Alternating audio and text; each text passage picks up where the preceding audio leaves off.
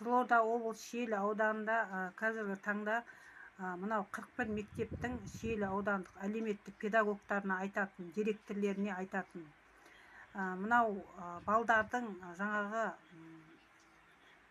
күзде мынау оқитын жаңағы киімдері, мынау құрал жабдықтарын сіздер қалай дайындап беріп жатсыздар? Дайындап жатсыздар ма? Міне осыдан басталады. Құжаттарын, мына базовый документтерін.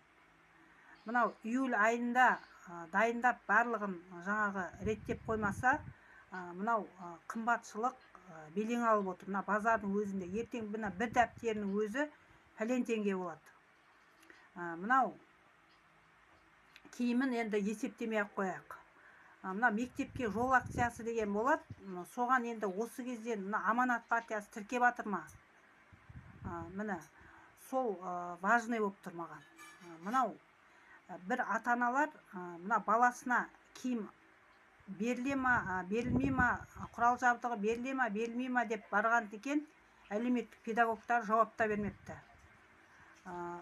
Соған қарағанда бұл белгісіз жағдай болып отыр. Енді мен айтайын дегенім, мынау Дәурен Насыбеков деген кісі, сосын мынау Аманат партиясының депутаты Жібек Баймұратова деген кісілер, мынау аудан әкімі жаңағы Айтбай Жандарбеков деген кісілер сіздерге айтатын.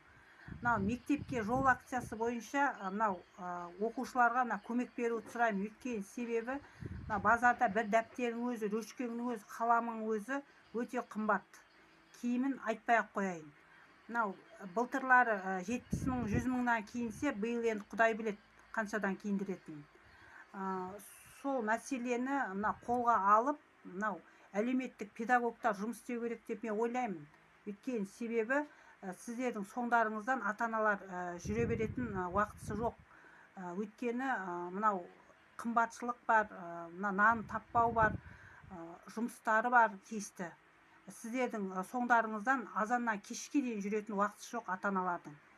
Соны электронный ғой қазір, 21-ші ғасыр, құдайға шүкір. Бір кнопканы басса, бүкіл база бойынша кетеді. Мынау жаңағы құжаттарын ерте бастан қабылдап, осыны реттеуді сұраймын. Мына бір ата-аналар, мысалы, қазір жұмысы жоқ,